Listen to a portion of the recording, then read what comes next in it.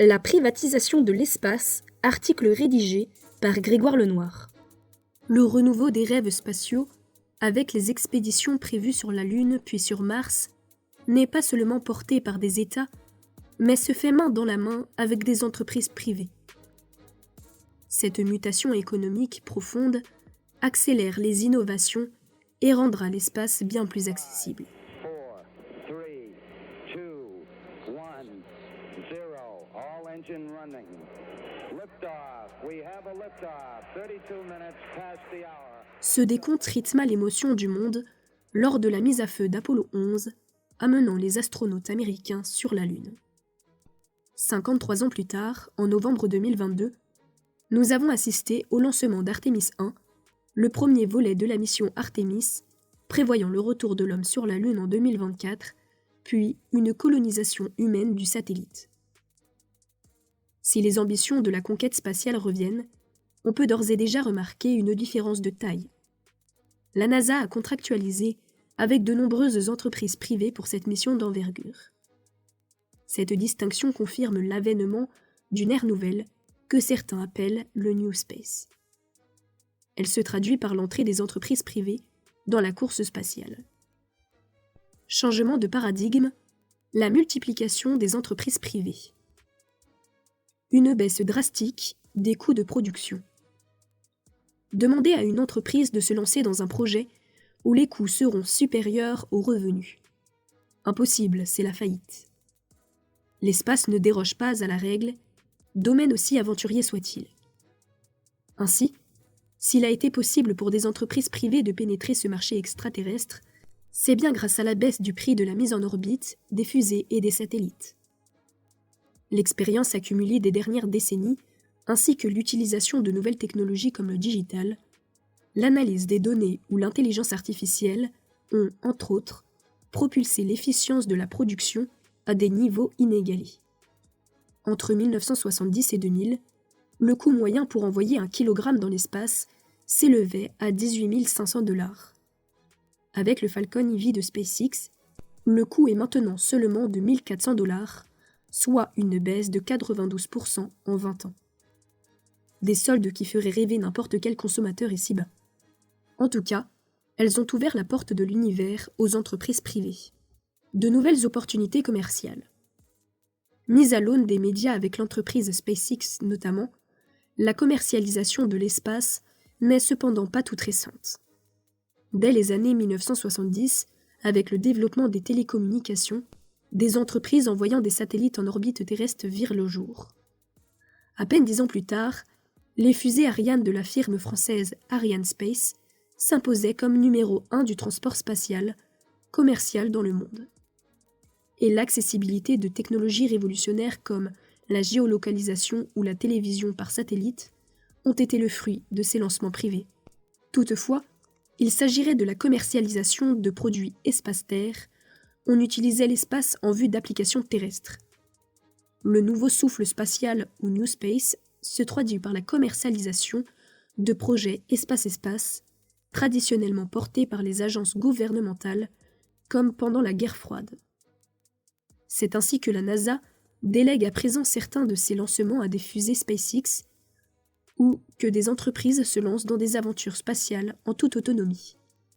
Un des secteurs les plus médiatisés est le tourisme spatial, porté par le triptyque SpaceX, Blue Origin et Virgin Galactic, des milliardaires respectifs Elon Musk, Tesla, Jeff Bezos, Amazon, Richard Branson, Virgin Group.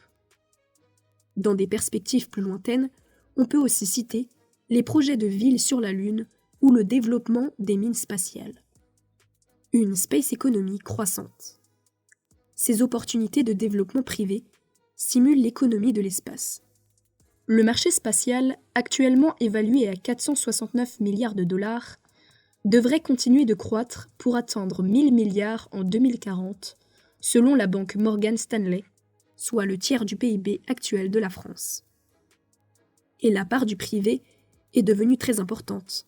À ce jour, plus de 10 000 entreprises agissent pour l'industrie, et ce, dans des domaines aussi variés que les lanceurs, la médecine ou la fabrication de machines Nespresso dans l'espace.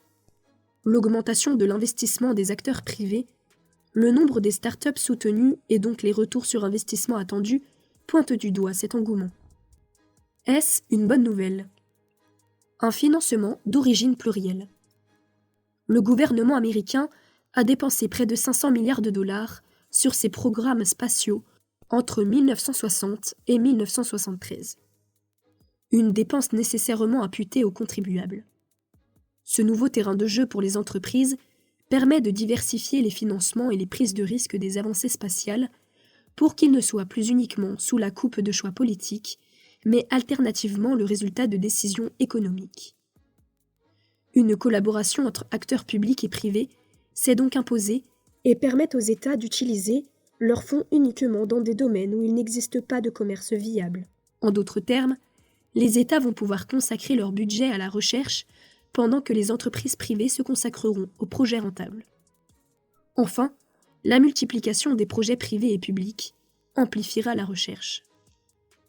Une compétition au service de l'innovation.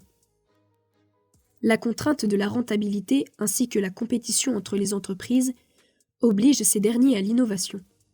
Le confort des programmes spatiaux, se basant sur des contrats gouvernementaux, ont limité cette contrainte créatrice ainsi que la prise de risque. La décorrélation des agendas politiques et économiques a donc agi comme un catalyseur sans précédent pour les avancées spatiales. Il n'y a qu'à voir comment SpaceX a envoyé une onde de choc dans le monde avec ses lanceurs réutilisables. Par la suite, Arianespace a dû fabriquer Ariane 6 pour pouvoir rendre ses prix plus attractifs par exemple. Cette compétition entraîne donc une spirale vertueuse de découverte, d'efficience et d'économie d'échelle majeure. Et ces avancées rendent service à leur tour aux agences publiques qui bénéficient de prix bien plus attractifs pour mener leur mission. Pour terminer, rappelons-nous que l'économie recherche à traiter un problème d'allocation de ressources. Avec les contraintes terrestres qui sont les nôtres, la conquête de l'espace peut être brandie comme une solution au problème de ressources finies. Mais pour ce faire, la conquête spatiale ne pourra pas se passer des leçons économiques terrestres. Les désastres écologiques comme la pollution des sols et de l'air, entraînés par les activités humaines sur la Terre, risquent de se reproduire en dehors de notre atmosphère avec le problème des débris spatiaux. Aujourd'hui, ils représentent déjà une menace pour les nombreux programmes en cours et la poursuite de la recherche. Si l'on veut bénéficier des avantages des principes libéraux, notamment les compétitions entre les entreprises, il faut que les gouvernements imposent un cadre empêchant la détérioration future de ces mêmes principes. Si, comme le disait le pape Pie XII, Dieu n'a pas l'intention de fixer une limite aux efforts de l'homme pour conquérir l'espace. Il ne faudrait pas néanmoins que l'homme se fixe lui-même cette limite irréversible. Retrouvez tous nos numéros sur lafucjournal.com. Pour ne rater aucun article, pensez à vous abonner à notre newsletter et sur les réseaux sociaux, ainsi que sur votre plateforme d'écoute favorite.